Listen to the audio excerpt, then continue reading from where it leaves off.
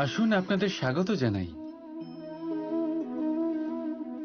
আমাদের আশেপাশে এরকম অনেক মানুষ থাকেন যারা খুব ভালোভাবে কথা বলতে পারেন, যারা নিজের মিষ্টি কথায় সবাইকে আকর্ষিত করেন, আর সেই জন্যই তিনি আকর্ষণের কেন্দ্র হয়ে যান।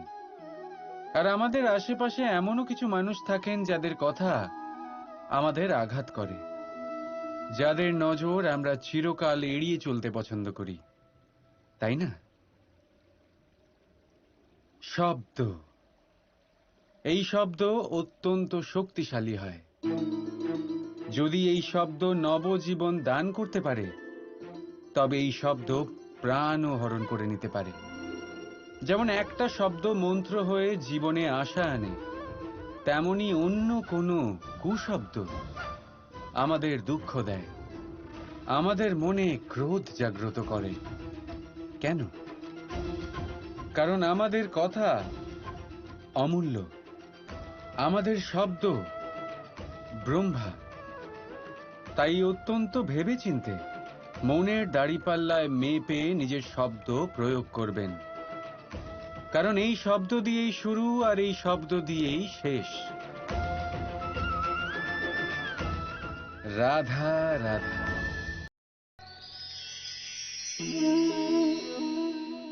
প্রেম।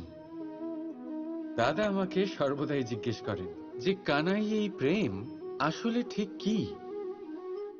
মানলাম যে এটা সমর্পণ, মানলাম এটা একে অপরের মধ্যে হারিয়ে যাওয়া, কিন্তু কিন্তু এর অনুভূতি কিরকম, এর অনুভব কিরকম?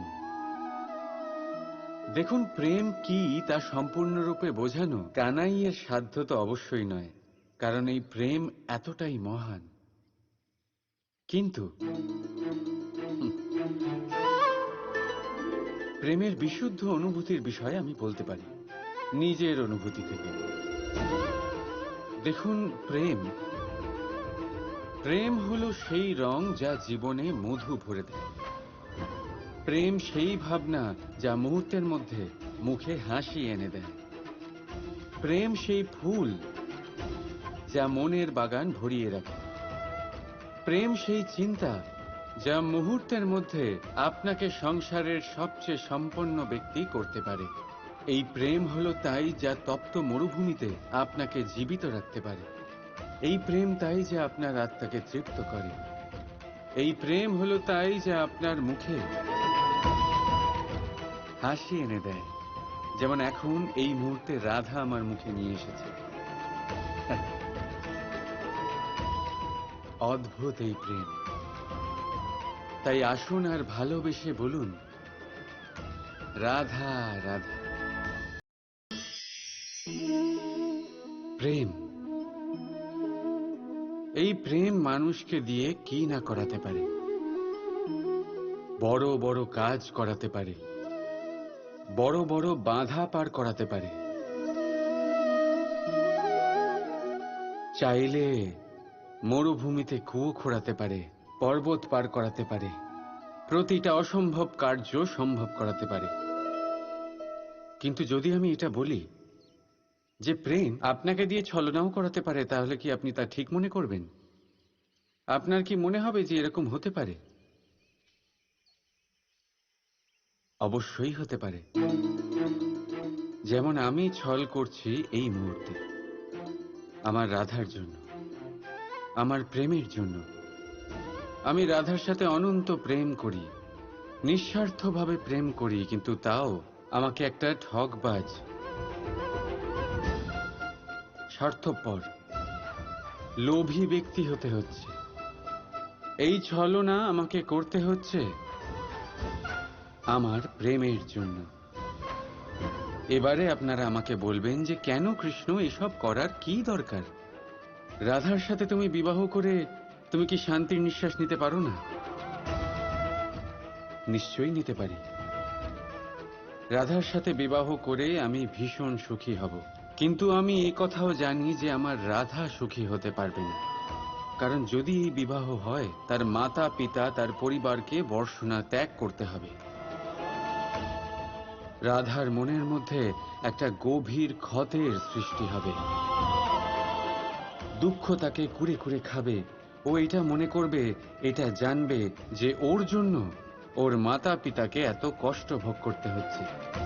এবার রাধার কষ্টকে ভিত বানিয়ে কৃষ্ণ নিজের সুখের মহল কি করে তৈরি করতে পারে? কারণ যাদের আপনি ভালোবাসেন শুধু তাদের ভাবনা নয়, আপনার প্রেমিক যাদের ভালোবাসে তাদের ভাবনার খেয়াল রাখাটাও আপনারই কর্তব্য। আর কখনো কখনো নিজের প্রেমকে উঁচুতে উঠতে দেখতে গেলে আপনাকে নিজেকে নিচে নামতে হবে। এমন কোনো কাজও আছে যা আপনাকে আপনার প্রেমের জন্য করতেই হবে। রাধা রাধা।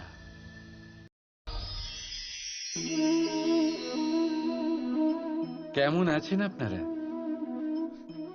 জিজ্ঞেস করলাম এই কারণে, কারণ আজকের দিনে দাঁড়িয়ে আশেপাশে যাকেই দেখছি সে দুঃখী আর ব্যাকুল। সে ভাবে সংসারে সব থেকে বেশি দুঃখ শুধু তার জীবনেই আছে, সব থেকে বেশি সমস্যা তার জীবনেই আছে। সংসারে এমন কেউ নেই যার জীবনে কোনো সমস্যা নেই, আর সংসারে এমন কোনো সমস্যা নেই যেটার সমাধান মানুষের কাছে নেই।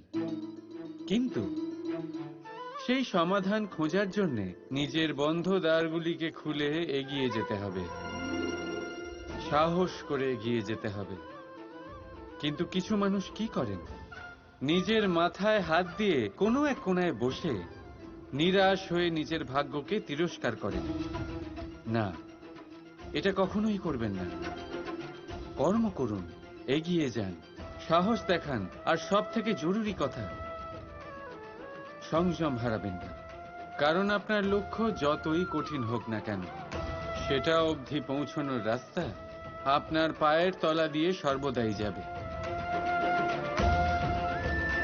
রাধা রাধা। চলুন আপনাকে একটা প্রশ্ন করি, সব থেকে সুস্বাদু ফল কোনটা? এবার কেউ বলবে আম, তো কেউ বলবে সীতাফল, কেউ বলবে আঙুর। আর তা কেন বলবে না? প্রত্যেক ব্যক্তির নিজের নিজের রুচি আছে, নিজের নিজের স্বাদ আছে। কেউ এটাও বলতে পারে যে ভাগ্যের জোরে যে ফল পাওয়া যায় সেটাই সব থেকে ভালো। এবার রুচি যাই হোক না কেন, যেমন খুশি হোক না কেন, সব থেকে মিষ্টি ফল হলো সেটাই যা পরিশ্রম করে অর্জন করা হয়। এবারে দেখুন না, তিল তিল যোগ করে অল্প অল্প জমিয়ে আপনি আপনার কুটির বানালেন, সেখানে থাকলেন, অসাধারণ। সেটার আনন্দটাই আলাদা, আর সেটার সামনে বড় বড় প্রাসাদের সুখ মিলিয়ে যায়। এটা কেন হয়? এটার উত্তর অত্যন্ত সহজ সরল।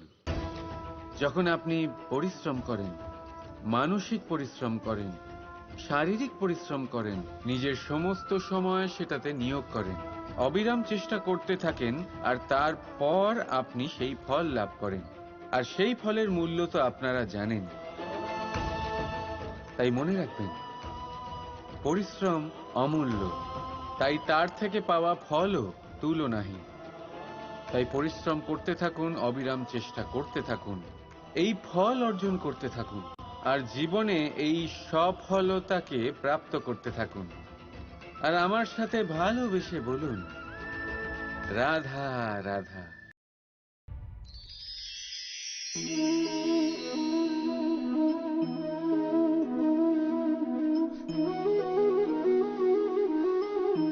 আসুন আজ আপনাকে একটা প্রশ্ন করি। মানুষ অন্ধকারকে বড়ই ভয় পায়, এরকম কেন? এটার উত্তর হলো এই যে এই অন্ধকারে মানুষ কিছুই দেখতে পায় না, সামনেও দেখতে পায় না, পেছনেও দেখতে পায় না, আশেপাশে কি আছে তা বুঝতেই পারে না। না নিজের পথ দেখতে পায়, না নিজের লক্ষ্য। এই কারণে নিজের বিশ্বাস হারিয়ে ফেলে সে, আর এই কারণে ভয় পেয়ে যায়। চলুন আপনাকে আরো একটা প্রশ্ন করি, এই সংসারে কি এতটাই অন্ধকার আছে যে এই প্রদীপের অস্তিত্ব লুকিয়ে রাখতে পারে? না, উল্টে এই প্রদীপ অন্ধকারকে আহ্বান জানায়। নিজে জ্বলে সংসারকে আলোকিত করে এই ছোট্ট প্রদীপ। এবারে যখন এই ছোট্ট প্রদীপ অন্ধকারকে ভয় পায় না, তাহলে আপনি কেন অসফলতাকে ভয় পান? আপনার অন্তরে একটা অমর আত্মা আছে, শুধু দরকার ওই আত্মাকে জাগিয়ে তোলা। নিজের অন্তরের এই আত্মাকে জাগ্রত করে দেখুন, সব স্পষ্ট দেখতে পাবেন। রাধা রাধা। বেশিরভাগ সময় আমাদের কাছে একটা অজুহাত থাকে। আমাদের মনে হয় যে এই সংসারে এসে আমরা কি করব? যা আমরা করতে চাই সেটা তো আগেই কেউ করে ফেলেছে। আমাদের কাছে তো করার মতো কিছুই নেই। যদি আপনাকে উদাহরণ দিই, এই পুজোর থালাগুলো দেখুন, আগে থেকেই সব কিছু সাজিয়ে রেখে দেওয়া হয়েছে এখানে। এবার আমরা ভাববো যে এরপর আর কি করার আছে, সবকিছু তো আগে থেকেই হয়ে গেছে। এবার এখানে সমস্যা কর্তব্যের মধ্যে নেই, এখানে সমস্যা আমাদের চিন্তাধারায়। আমরা এটা চিন্তা করতে সময় কাটিয়ে দিই যে কি হয়ে গেছে। আমাদের এটা চিন্তা করা উচিত যে কি করা এখনো বাকি আছে, যাতে আমরা যোগদান করতে পারি।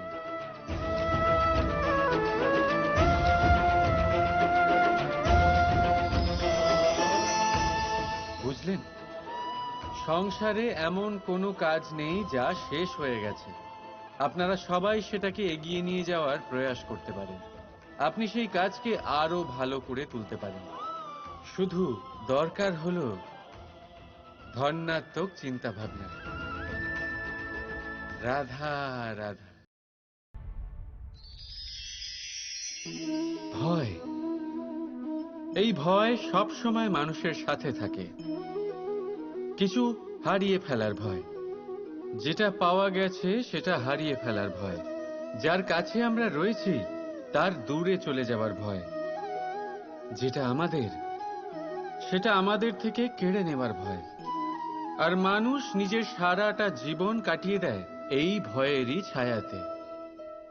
কিন্তু আপনি কি কখনো এটা ভেবে দেখেছেন যে এই ভয় আমরা কেন পাই? এই ভয় আমরা এই জন্য পাই কারণ আমরা সেই ব্যক্তি, সেই অনুভূতি, সেই বস্তুকে নিজের সাথে আটকে রাখি। আমরা নিজেই তাকে এত শক্তি প্রদান করি যে সে যখন ইচ্ছে আমাদের ছেড়ে চলে যেতে পারে, আমাদের কষ্ট দিতে পারে। কিন্তু যদি আমরা ওই অনুভূতি, ওই ব্যক্তি, ওই বস্তুর সাথে নির্লিপ্ত থাকি, সেটার আকর্ষণ থেকে আমরা মুক্ত হয়ে যাই, তাহলে না সে আমাদেরকে ছেড়ে যেতে পারবে, না আমাদের কষ্ট দিতে পারবে। সেই জন্য স্বতন্ত্র থাকুন, আর সবাইকে স্বতন্ত্র রাখবেন, প্রেমকেও। রাধা রাধা।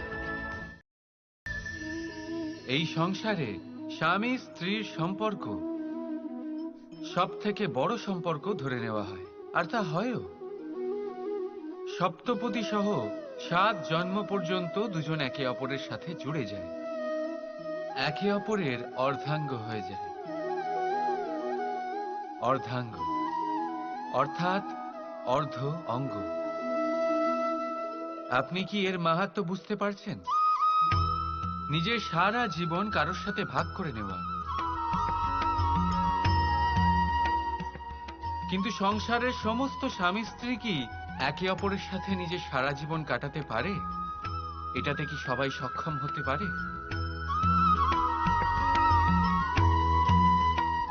নিজের গোটা জীবন অন্য কারোর সাথে ভাগ করে নিতে গেলে সব থেকে জরুরি কথা হলো স্বীকৃতি, স্বীকার করা। সামনের ব্যক্তিকে স্বীকার করে নেওয়া, তার সমস্ত গুণও, তার সমস্ত দোষও। সম্পূর্ণরূপে কোনো ব্যক্তিকে স্বীকার করতে হবেই, তবেই সেই সম্পর্ক বেড়ে উঠবে, তবেই সেই সম্পর্ক আরো সুন্দর হয়ে উঠবে। একে অপরের দোষ বের করা, ওদের ছোট করা, এটা শুধুমাত্র একটাই কাজ করে, কোনো সম্পর্কের জীবনকে নাশ করে শুধুমাত্র। উল্টে এটা হওয়া উচিত যে একে অপরের দোষ জেনে নিয়ে তাদের জানতে না দিয়ে তাদের শোধরানো উচিত। তাদের দুর্বলতাকে তাদের শক্তি বানিয়ে দেওয়া উচিত। এটাই তো প্রকৃতপক্ষে দাম্পত্য। এটাই হলো খারাপের দমন, আর এটাই হলো গুণের উদয়। রাধা রাধা।